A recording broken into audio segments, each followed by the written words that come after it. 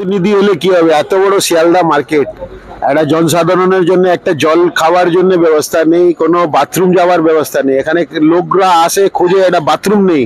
মেয়ে ছেলেরা আসে, মেয়ে ছেলের জন্য একটা বাথরুম নেই, ওদেরকে পাঠাতে হয় শিয়ালদা স্টেশনে।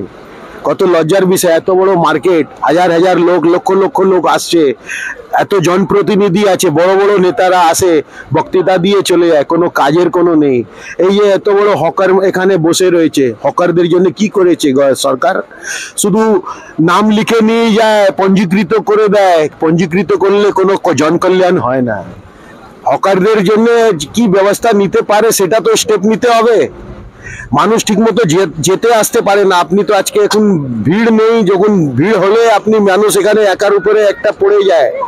কি এখানে কোনো কাজ হচ্ছে না। আজকে আমরা 30 বছর থেকে এই শিয়ালদা স্টেশনের সামনে দোকানদারি করছি, কিন্তু কোনো একটা ভালো ব্যবস্থা দেখিনি কি এখানে করেছে।